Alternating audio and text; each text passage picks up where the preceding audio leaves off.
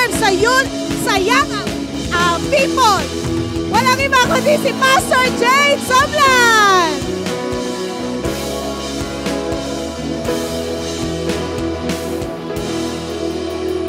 Sige po, makakaupo na po ang lahat. Once again, palakpakan po natin ang ating Diyos. Dahil ang Diyos po natin ay hindi nagbabago sa kanyang kabutihan. Amen? Kahit may mga pangit na pangyayari, still God is good. Situations may be bad, your days may be bad, but still, whatever happens, God is good.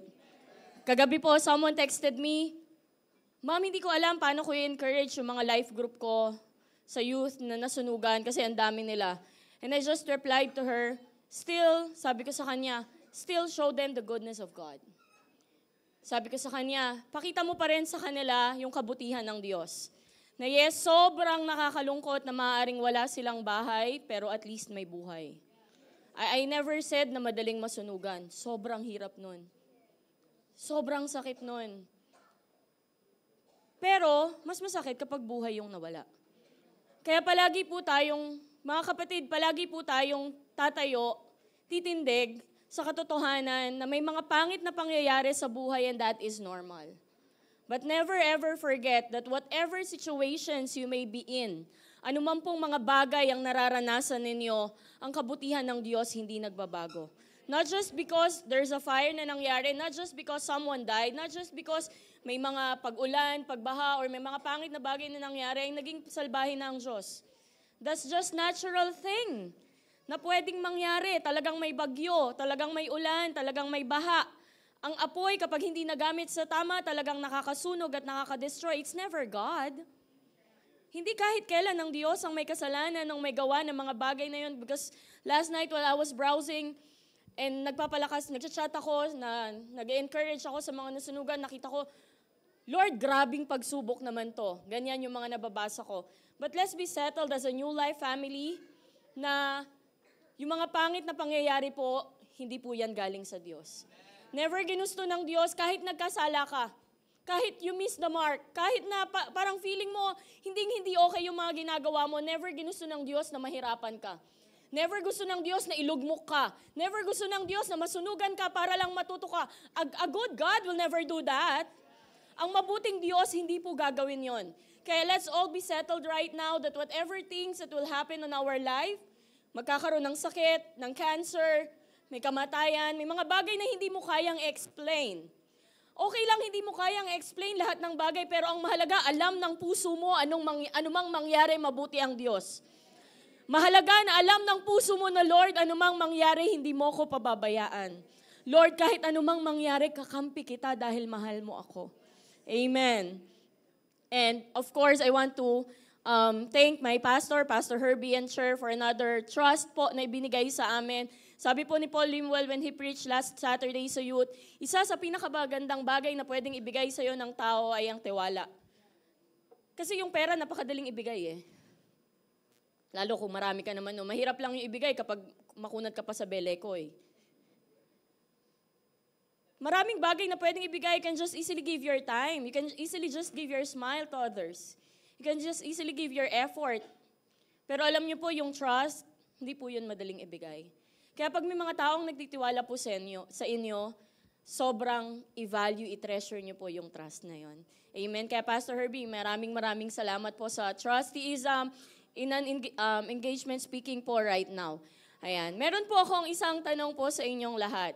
Kapag meron kayong isang tao na nakita ninyo, ano yung madalas na tinatanong ninyo? Sige po, pwede pong sumagot. Hindi po ito graded recitation. Diba? Yan po ang pinakamadalas na tinatanong sa mga tao. How are you? Uy, kumusta ka na? Especially kapag may mga tao na nakita mo nang hindi matagal. May mga tao kapag nakita mong malungkot. Kapag may mga, yung iba wala lang masabi. Nakita kayo tapos wala kang masabi. Musta? Diba? Wala ka lang masabi, so mga ngamusta ka. Or yung iba naman, kapag may concern ka sa tao kasi nakita mong parang, he seems bothered, he seems sad. So, kamustahin ko nga. Yan po yung madalas nating sinasabi. Unang-unang sinasabi natin sa mga tao bukod sa hi or hello, ang sabihin natin, how are you? Kamusta ka? Kamusta na yung buhay mo? Kamusta yung pamilya mo? Kamusta yung trabaho na meron ka? Kamusta ka? Pero ito po naman, yan po yung madalas na tanong. Pero ito po yung madalas na kasinungalingan na sagot sa tanong na yan. Alam niyo po kung ano? Okay lang. I'm fine. I'm good. I'm okay. Life's good. Ang ganda ng sa pamilya, sa business, sa bahay. Pero hindi po yan palaging totoo.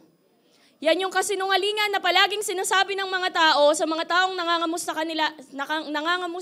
sa kanila. Bakit? Kasi ayaw na nila ng mahabang usapan.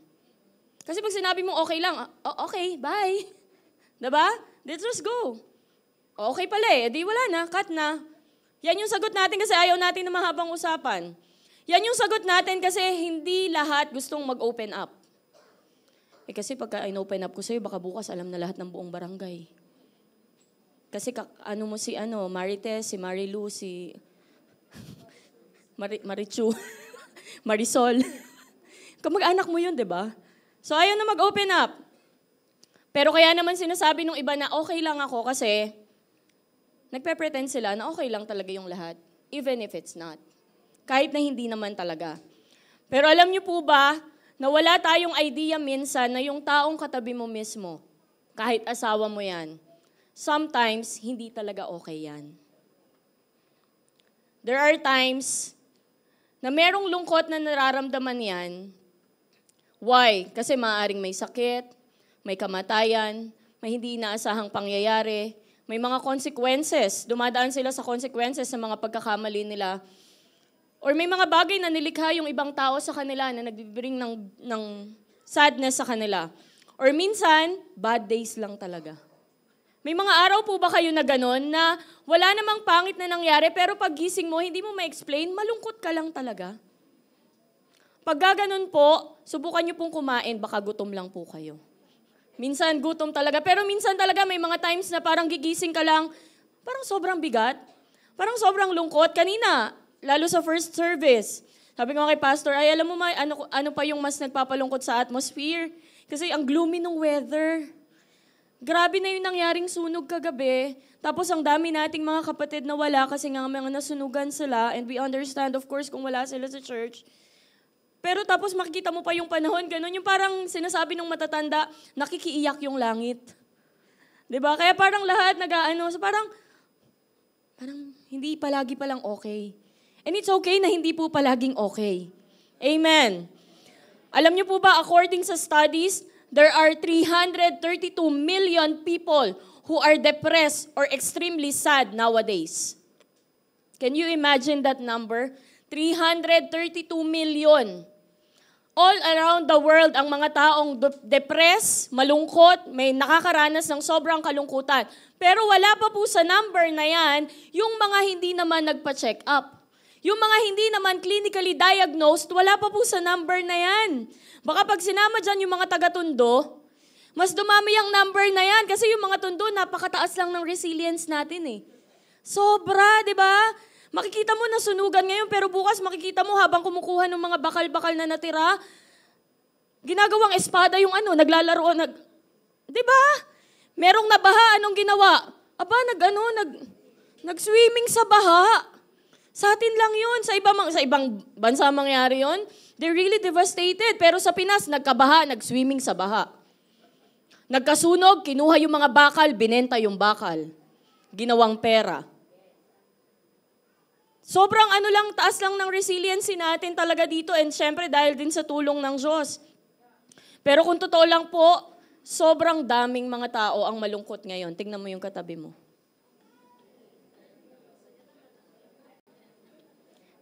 Yung iba, ngumingiti, sabi mo masaya naman Pero pag nasa bahay, hindi mo alam kung masaya talaga siya. Kapag mag-isa na lang siya, kapag naiisip niya yung mga bagay na nangyari, kapag may mga pangit na bagay na nangyari, we are not always okay. But it is okay. Pero alam niyo po mga kapatid, I want to tell you na yung kalungkutan po, normal yan. Normal na bagay po yan. Hindi ibig sabihin naging Kristiyano ka, dapat palagi kang masaya. Kasi di ba, ayan na. Ano yung tono nun? Nakalimutan mo? Joy, joy, joy.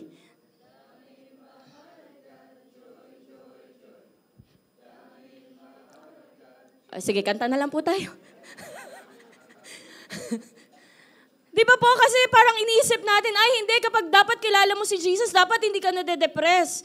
Dapat hindi ka nai-stress. Dapat palagi kang okay. Dapat palagi kang masaya. Kasi meron kang Jesus. No, that's not true. It's okay that sometimes when you are not okay, okay lang na maging malungkot. Okay lang na maramdaman. In fact, isa po sa emotion yan na nilagay talaga sa atin ng Diyos. Don't feel bad when you are sad dahil naman, kung talagang namatayan ka, hindi pwedeng maging masaya ka. Malungkot talaga yun kung nawalan ka ng trabaho, kung yung business mo bumagsak, kung iniwan ka ng asawa mo, kung nasunugan ka, mahirap talaga yung mga bagay na yun. Kung pinagbintangan ka, iniwan ka, niloko ka. Alam niyo po ba, this world, punong-puno ng mga bagay na makakapagpalungkot sa'yo. I'll be honest with you. Look at the social media, you see a lot of posts. Marami kayong makikitang mga post, marami kayong makikitang buhay ng ibang tao na hindi katulad ng buhay na meron ka na pwedeng maging dahilan para maging malungkot ka. Paglabas mo sa mundo, napakarami ring dahilan para maging malungkot ka. Mga bagay na wala ka, mga bagay na meron sila, mga bagay na hindi mo makuha, mga bagay na hindi magpapakumpleto sa'yo, napakarami po niyan. So it's very normal to feel sad sometimes. But, ang hindi po normal, tambayan mo yung kalungkutan. Ang hindi normal na buhay ka buong buhay mo ng puro kalungkutan. Kaya nga po ang title po natin ngayon, The Joy of the Lord is my strength, maximize joy and minimize pain. Kapag po may mga bagay na nagpapasaya sa atin, yung po yung bagay na palakihin natin. Pero kung may mga bagay naman po na nagpapalungkot sa atin, hindi ko sinabing wag nating maramdamang malungkot, hindi ko sinabing i-deny natin yung lungkot, pero hanggat maaari yung mga lungkot sa buhay natin, paliitin natin. Wag mong masyadong bigyan ng kabuluhan, ng malaking atensyon sa buhay mo. Why? It won't help. O sige, Pastor Jade, you are telling me right now, to maximize joy and to minimize pain, pero paano po? How are we going to do that? Paano namin palalakihin yung saya? Paano namin paliliitin yung lungkot sa mga buhay namin? Number 1 po, for us to maximize joy is to focus on the good and that will result in gratefulness. Again, focus on the good and that will result in gratefulness. Maraming pangit na bagay na mangyayari. Pero sa bawat pangit na bagay na mangyayari, pwede po nating makita yung magandang bagay. Di ba sabi nga po ng pastor natin nung nakaraan, may mga magte-testimony dahil na disgrasya. May mga magte-testimony dahil naligtas sa disgrasya. Pero may mga magte-testimony pa rin kahit na nadisgrasya. Nakita niyo po yung kaibahan? Ngayon po may mga magte-testimony dahil hindi nasunugan. Pero may mga taong magte-testimony kahit na nasunugan. You see the difference? May malaking pagkakaiba po. Why? It is always on us, nasa atin po palagi kung paano tayo magfo-focus sa bagay na maganda. Yes, we will not deny the fact na pangit yung nangyari, pero pwede mong isipin, may magandang bagay dyan sa pangyayari na yan. Malungkot ka dahil niloko, iniwan ka. Pero pwede mong isipin, na buti na lang nangyari yon kasi naligtas ka sa isang miserableng buhay magpakailanman. Di ba po? Pwede mong isipin na kawawa ka kasi iniwan ka, niloko ka. Pero pwede mo rin palang isipin na buti na lang iniwan ka na para hindi na ma-prolong pa yung pain na nararamdaman mo. Amen. Malungkot ka dahil nawalan ka ng work. Pero isipin mo na lang, at least mas marami ka ng time ngayon to serve. Not just in the church. Serve in your family, serve in your loved ones, serve your friends, and serve sa church. Or, kung nawalan ka ng trabaho, ang ikakasaya mo doon o ang ifo-focus mo doon, may much better na papalit sa trabaho na yon. Di magpapasalamat ka? Kaya nga po sabi ko sa mga nasunugan noong nakaraan, baka yung bahay nyo ngayon walang CR. Kasi ganyan naman talaga kadalasan ng mga bahay po, di ba, sa ibang lugar. Pero after nyan, pag pinagawa niyo ulit yung bahay niyo sa tulong ng Diyos at sa tulong din ng mga taong nagmamahal sa inyo, after that, may CR na kayo. True enough, mas maganda pa yung bahay nila ngayon kaysa sa bahay nila dati. Pero again, hindi talaga madali yun. Malungkot ka dahil maaaring nawalan ka ng kaibigan. Pero alam niyo po bang kapag nawalan ka ng kaibigan, pwedeng mas makita mo na mas maraming ibang tao na pwede mong maging kaibigan? Or maaaring malungkot po ang iba sa inyo dahil namatayan. Death is never easy. Hindi po yan madaling tanggapin. Kaya sabi ko rin, pinakita sa akin ng Lord, sabi ko, Lord, ba't ang babata namang namatay ni Mama? 58 years old. Sabi ko, hindi man lang umabot ng senior. Sabi ko, 34 lang ako nung namatay siya. 34 years lang ako nagkaroon ng nanay. Sana naman, nakita niya lumaki si Shem, nagkapamilya si Shem, o nakita niya kung magkakaroon pa ako ng ibang anak. Sana naman lang na-witness niya yung mga magagandang bagay pa na nangyayari sa buhay ko. Pero suddenly, habang nakaupo lang ako, sabi sa akin ng Lord, at least nagkaroon ka ng nanay for 34 years. Kasi yung iba, hindi nakilala yung mga nanay nila. Oo nga, 58 years lang siya nabuhay, pero buti na lang, nabuhay siya ng 58 years. Di ba pwede kong isipin na 58 years lang siya nabuhay, or pwede kong isipin, buti na lang 58 years siyang nabuhay. Pwede kong isipin, 34 years lang ako nagkaroon ng nanay, pero pwede kong isipin, buti na lang sa loob ng 34 years, nagkaroon ako ng nanay. Naranasan ko yung pag-ibig at pagmamahal ng isang magulang. So I'm not saying, mga kapatid, that you will deny what you are experiencing right now, but what I am telling is that every bad things that is happening to each and every one of us, it is upon you, nasa sa inyo po yan kung paano nyo titingnan yung maganda sa pangit na pangyayari. Kasi kapag tiningnan nyo po yung pangit na bagay, panghihinaan ka talaga ng loob. Pag tiningnan mo yung pangit na bagay, malulungkot ka talaga. Pag tiningnan mo yung pangit na bagay, susuko ka talaga. Pero yun ba yung gusto talaga ng Diyos na mangyari o gawin natin? Di ba sabi nga po ni Pastor, life is hard, but it must go on. Kahit mahirap yung buhay, kailangan mag-go on pa rin yung buhay. Amen! Sabi po sa 1 Thessalonians 5:18 sa Pinoy version, at magpasalamat kayo sa lahat ng sitwasyon. Ito ang gusto ng Diyos na maging buhay nyo kasi nakipag-isa na kayo kay Christ Jesus. Alam niyo po, gusto ng Diyos yung taong mapagpasalamat. And you will just be grateful kapag nakikita mo yung magandang bagay. Pag pangit na bagay ang nakikita mo, reklamo ka ng reklamo. Tama po o tama? Ano ba naman tong daan dito? Lubak-lubak. Ano ba naman tong ano na to?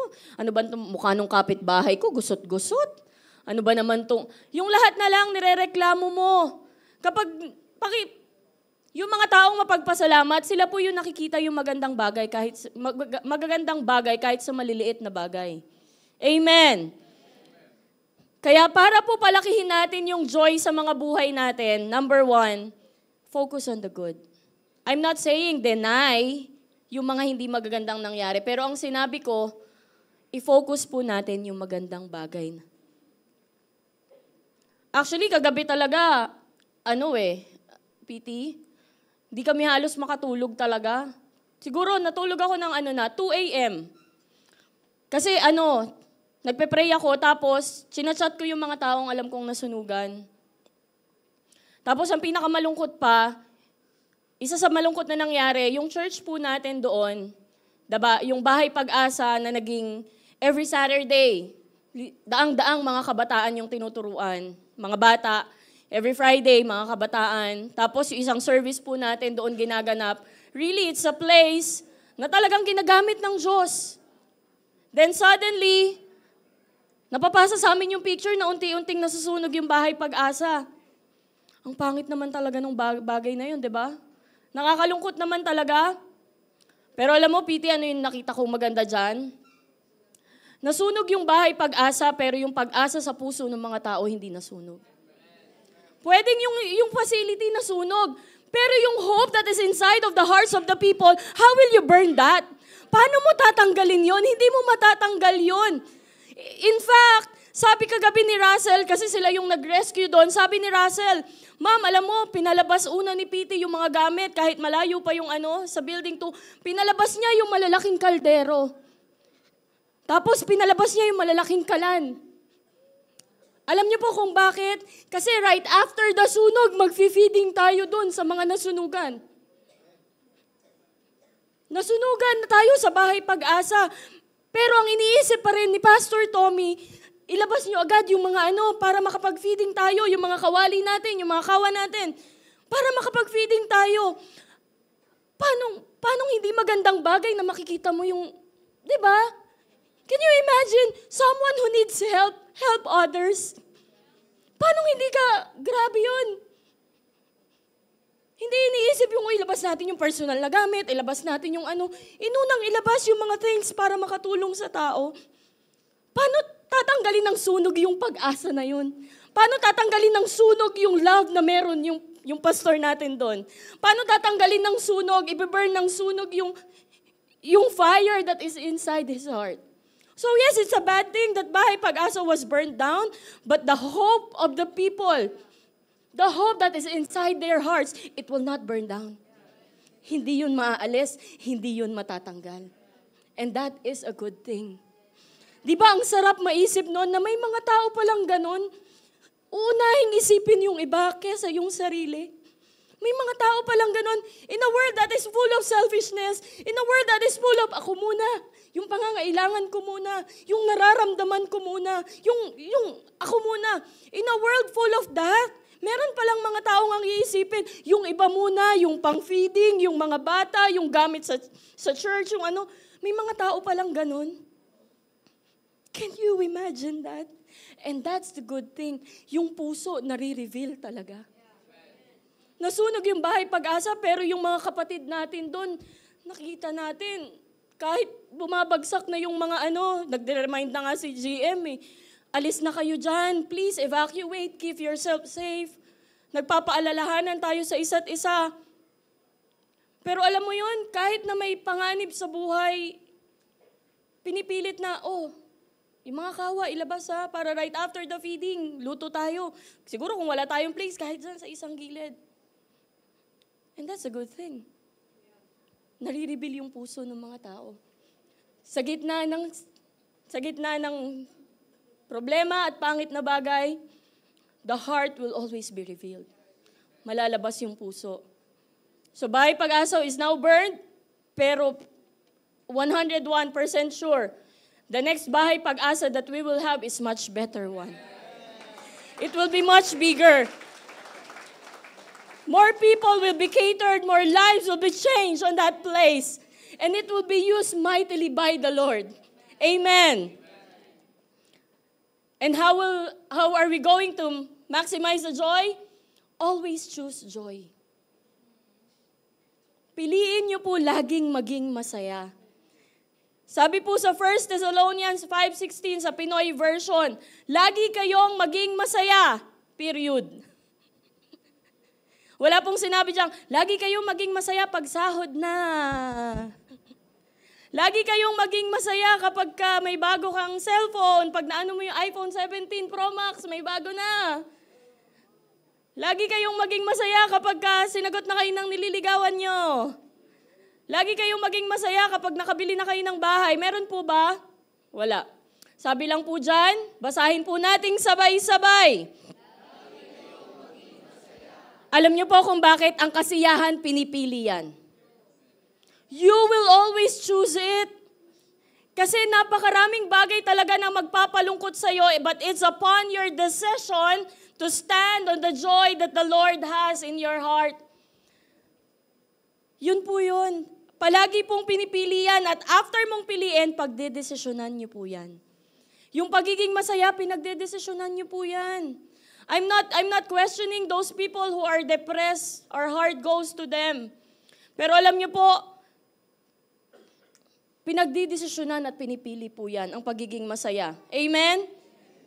Don't wait for things to get easier, simpler, better.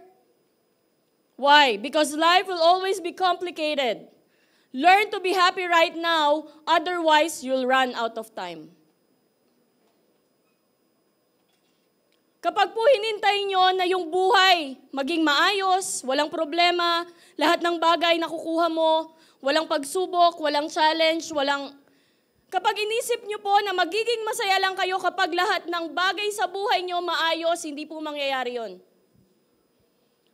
Kapag inisip nyo po magiging masaya lang kayo pag wala ng problema, let me tell you right now, hindi po mauubos yung problema.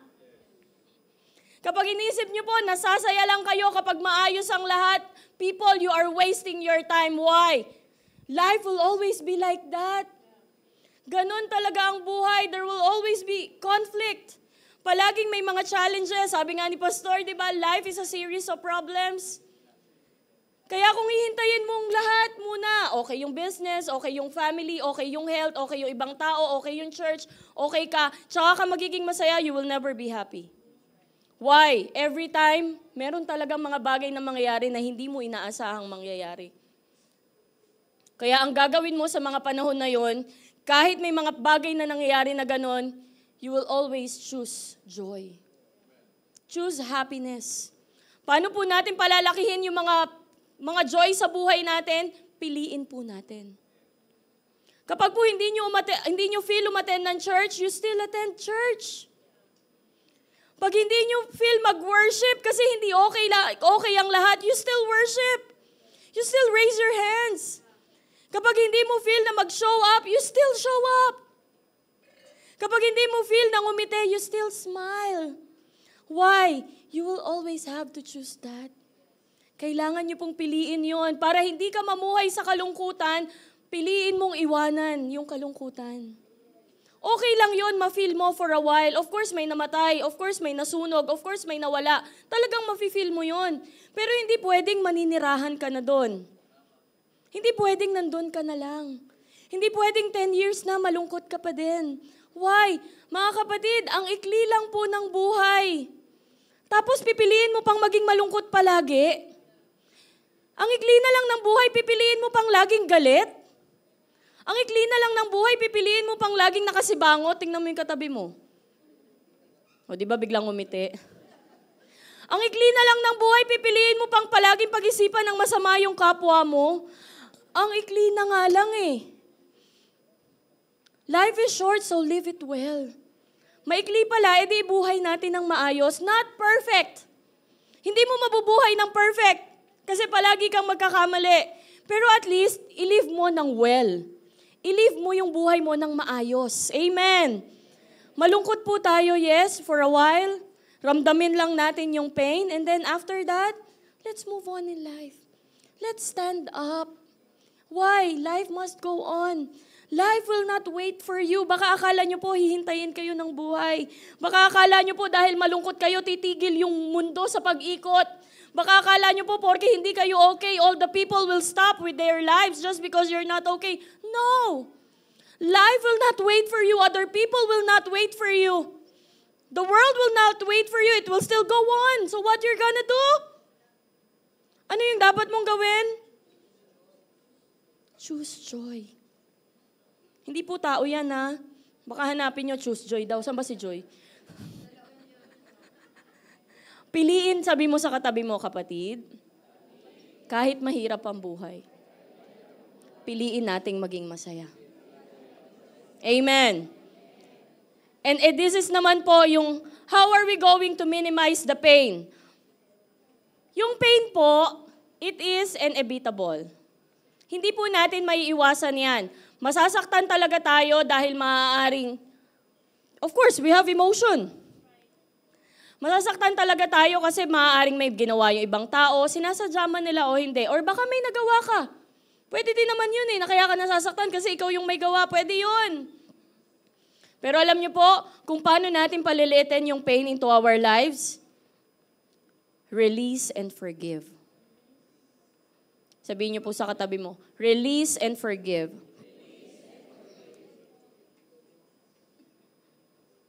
Ay, nasasabi mo na lang naman yan, Pastor Jade, kasi di ka naman nagpapatawad. Pwede ba yun?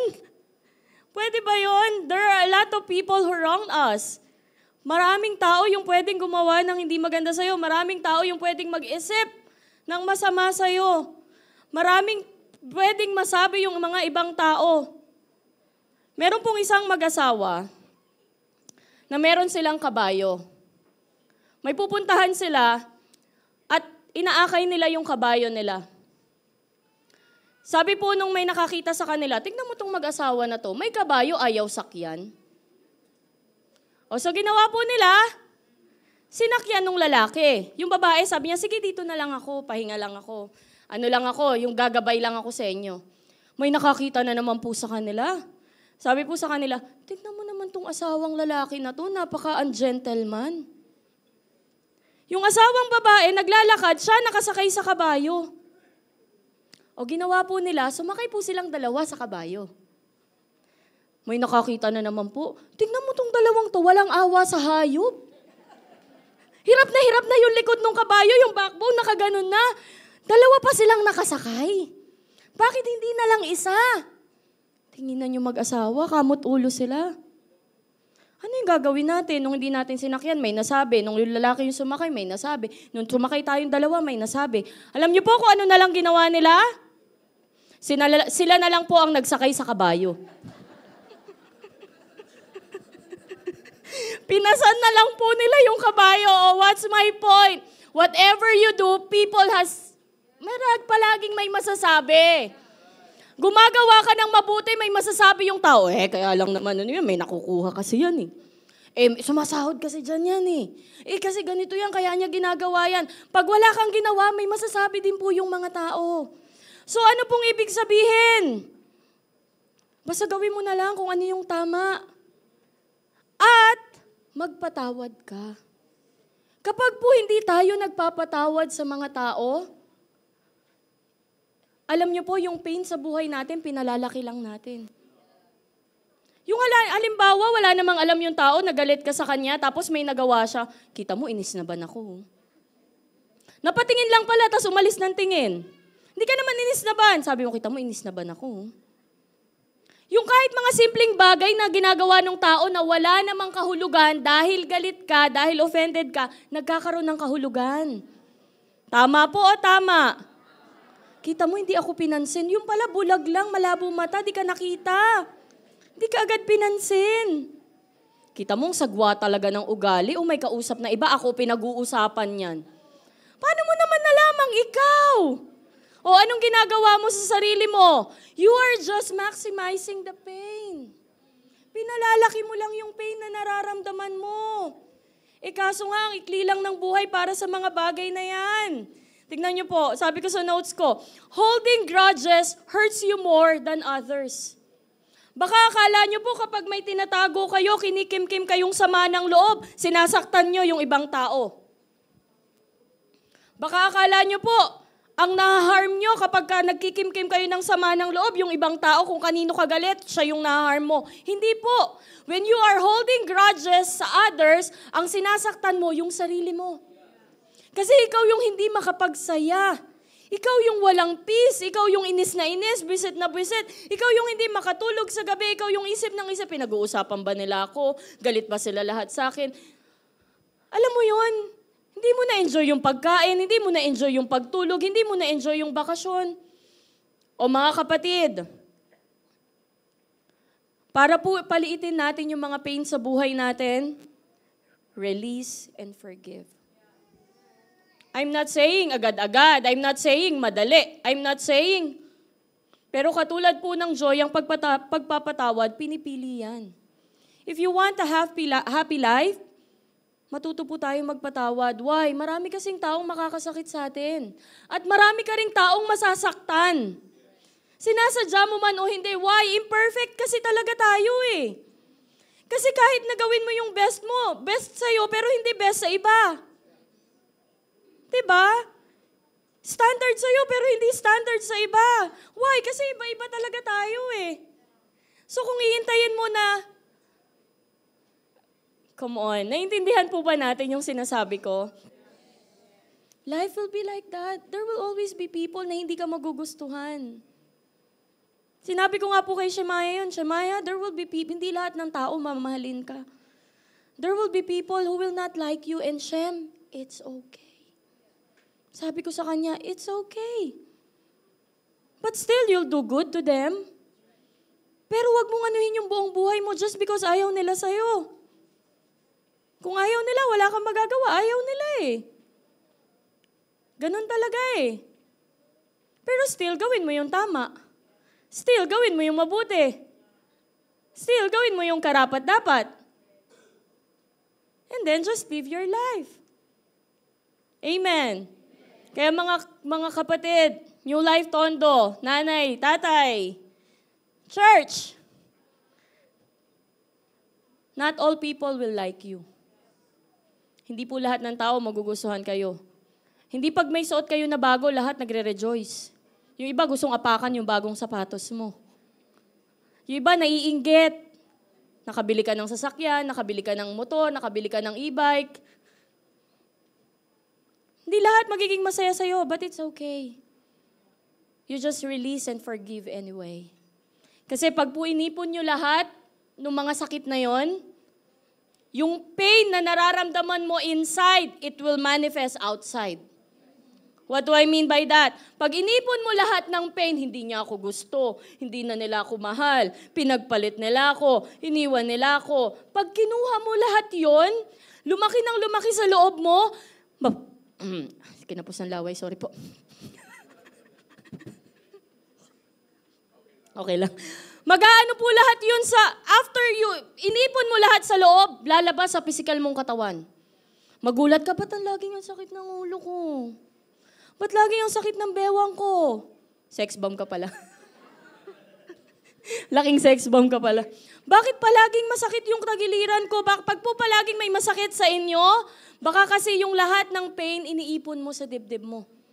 It will manifest. Kaya kung gusto nyo po na hindi palaging bumibisita sa doktor, lalo na kung 30 ka pa lang naman, release and forgive. Mas masarap magpatawad kaysa mag-hold ng mga grudges. Amen. Sabi po sa Isaiah 43, 18-19 sa Pinoy version, huwag nyo nang alalahanin ang nakaraan o ang mga nangyari dati ay balikan. Tingnan nyo, may ginagawa akong bago. Nagsisimula na ngayon, di nyo ba napapansin? Gagawa ako ng daan sa desert at ilog sa tuyot na lupa. What's past is already past. Sinaktan ako dati, that's already in the past. Pinagpalit ako dati, that's already in the past. Hindi nakita yung mga efforts na ginagawa ko, that's already in the past. Hindi ako na-appreciate, that's already in the past. Sabi ng Lord, may ginagawa akong bago. Are you excited for new things? Are you excited for new things on Happy Land? Are you excited for new things on Bahay Pag-asa? Are you excited for new things sa mga members nating nasunugan? Yung sunog kahapon, tapos na yon. But God is doing new things. God is going to do good and new things today and tomorrow and the following days to come. Amen. Gagawa ang Diyos ng bagong bagay. Hallelujah. New Life Tondo. Yesterday might be painful, but today God will do new things. Hallelujah. Can you just raise our hands right now? Oh, thank you, Jesus. Thank you, God. There's sorrow in the night, but there's joy in the morning. There's fire last night, but there's hope for today. Ama, maraming salamat po. You are going to do good things sa buhay ng mga taong ito. Patuloy kang gagawa, Lord God, whoever it is right now, Lord. Hindi namin ma-imagine yung pain ngayon na nararamdaman ng aming mga kapatid. Pero salamat that you are going to do new things and those things are wonderful. Oh, and those things are good. And those things are lovely because it is done by you. So we speak for new beginning, fresh beginning, Lord God, and we speak for new and good things to come. Not just sa mga nasunugan, Lord God, but even to New Life Tondo, even to this church, even to the lives of the people, you are going to do new and good things. Amen. Sige, dyan lang kayo, hindi pa ako tapos. Number 4 po, how are we going to minimize pain? Learn from our mistakes. Minsan kaya may pain kasi meron tayong bagay na nagawa na mali. Pero mga kapatid, yes, nobody's perfect, pero dapat po natututo tayo sa mga mali nating ginagawa. Pain becomes a teacher if you let it guide you and not break you. Don't be too hard on yourself, people. Kung may nagawa po kayong mali, it's time to forgive yourself. Forgive others, but forgive yourselves as well. Kasi po, walang perpekto. Basta ang mahalaga, natuto ka dun sa maling bagay na ginawa mo. Kung hindi mo man alam na mali, kung sinadya mo man o hindi man, ang mahalaga, natuto ka. Sabi po sa Proverbs 24:16, kahit ilang beses bumagsak ang taong matuwid, makakabangon ulit siya. Amen! Kahit ilang beses bumagsak ang taong matuwid, makakabangon ulit siya dahil may Diyos na tutulong sa kanya. Kahit ilang beses bumagsak ang taong matuwid, makakabangon ulit siya dahil may Diyos na magtitiwala pa rin sa kanya. Kahit ilang beses bumagsak ang taong matuwid, makakabangon pa rin siya dahil may Diyos na nagtitiwala at nagmamahal sa kanya. Amen! There may be pain in your hearts right now. Can you just close your eyes?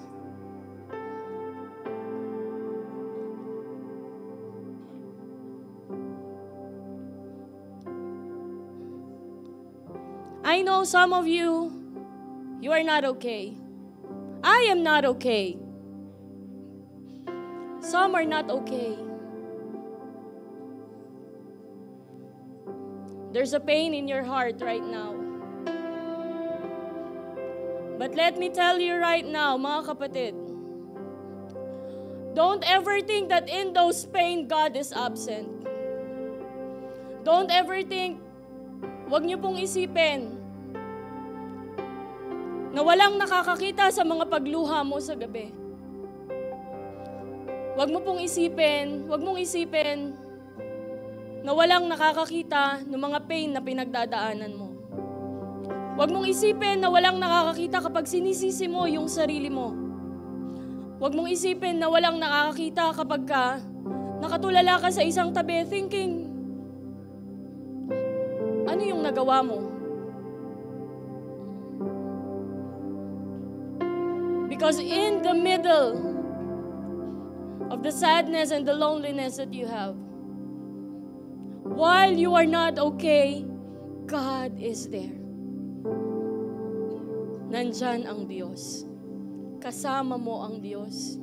Katuwang mo ang Diyos. He is there while you are crying. He is there while you are condemning yourself. He is there while you are not understanding yourself. He is there while there is pain.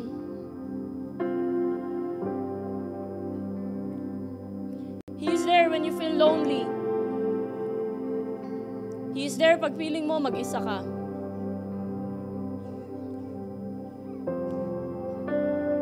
And I want to tell you right now, palagi kang makakabangon sa buhay na ito because the joy of the Lord is your strength. Kaya ka hindi sumusuko, kaya ka lumalaban sa buhay kasi may inilagay palang joy ang Diyos sa kaibuturan ng puso mo para kahit anong mangyari, hindi ka susuko. May inilagay pala ang Diyos na kaligayahan, na peace, na joy inside of you. So it's okay not to be okay. Pero palagi po nating tandaan, mga kapatid,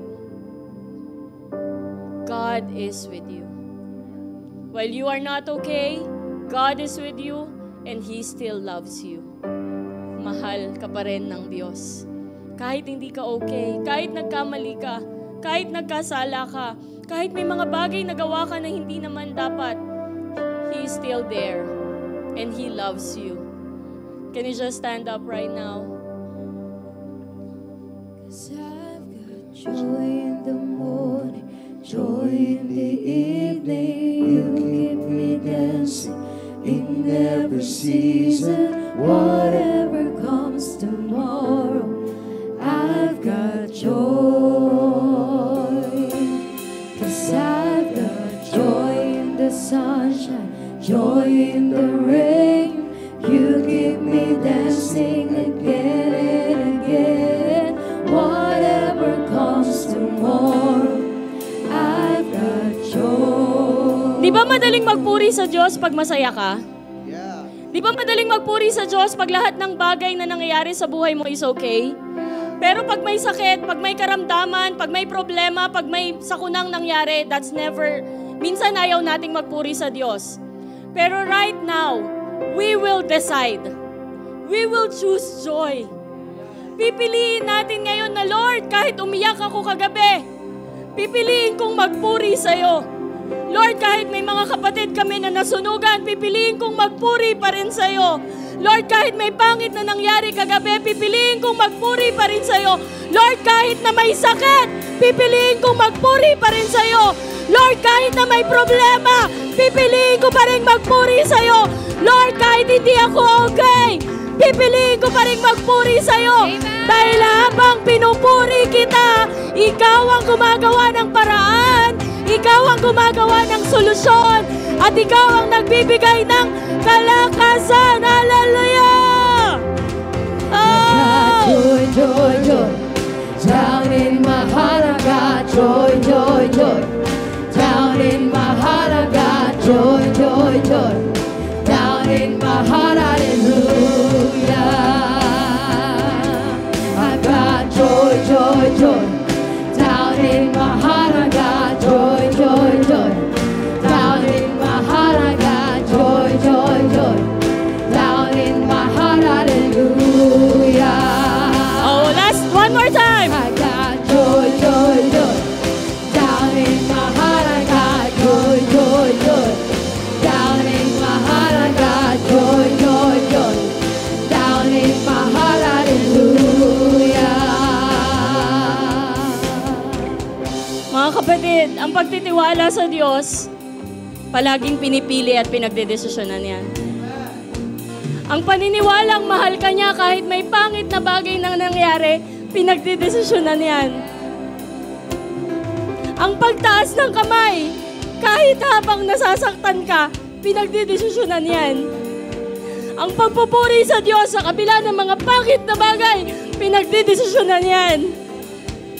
And right now, let us decide. And right now, let us decide that, Lord, whatever happens in good times or in bad times, I will worship your name. Lord, whatever happens in sickness and in health, I will worship your name.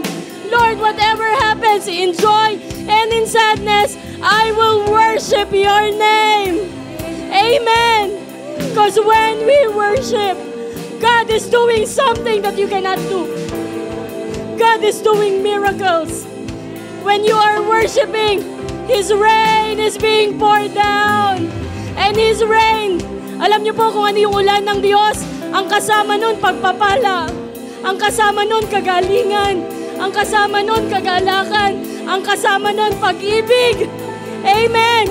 So come on, kahit malungkot, kahit may pangit na nangyari kahapon, kahit may hindi inaasahang nangyari, come on, church. Come on, New Life Tondo. Come on. Let us all worship our God. Hallelujah.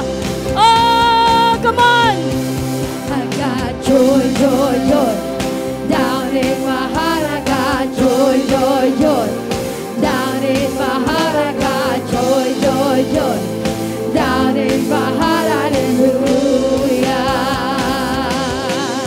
I got joy, joy, joy. Down in my heart I got joy, joy, joy. Down in my heart I got joy, joy, joy. Down in my heart, hallelujah. I got joy, joy. Come on, let's sing. Down in my heart I got joy, joy, joy. Joy that's Down in my heart inside of our hearts, Lord. joy, joy. down in my heart, hallelujah. Joy that will never be taken away.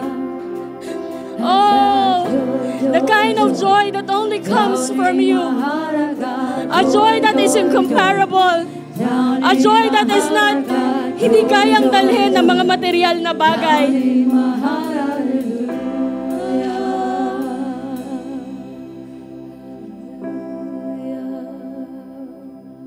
Taas po natin ang ating mga kamay. Ama, maraming salamat. Salamat, Lord, that you are reminding us that you put that joy into our hearts. You are reminding us, Lord, right now that that joy is you. Ikaw mismo yung joy na meron kami. Kaya hindi ito mauubos, hindi ito mawawala sa aming mga puso dahil ikaw mismo yon. You are the joy that we have. You are the love that is inside our hearts, Lord God. So right now, I pray for your people. Holy Spirit, you move. I know there's a lot of people here that are depressed, that are stressed. May mga kapatid ako dito that they are crying. Nagtatakip ng unan, nagtatakip ng kumot so that yung pag-iyak nila hindi marinig ng iba. If you are that person right now, I want to tell you that in the middle of the sadness, God is there. Kasama mo ang Diyos. Kaya Ama, turuan mo kami palagi to still show up kahit hindi namin kaya. Turuan mo kami palagi, Lord, na piliin palagi yung joy na ibinigay mo sa amin.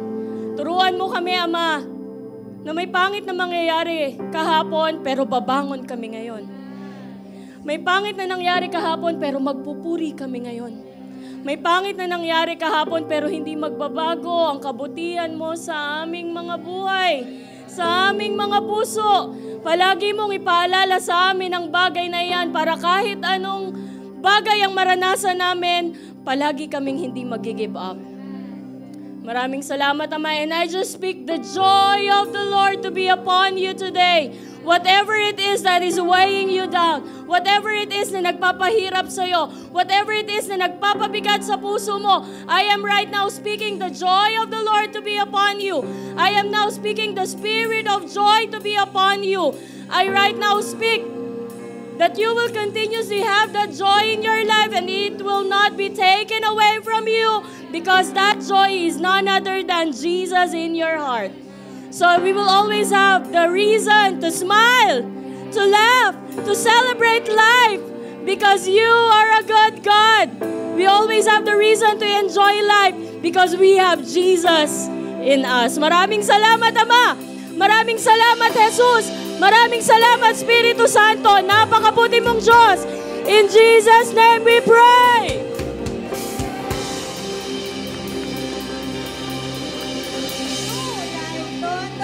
My family, my home.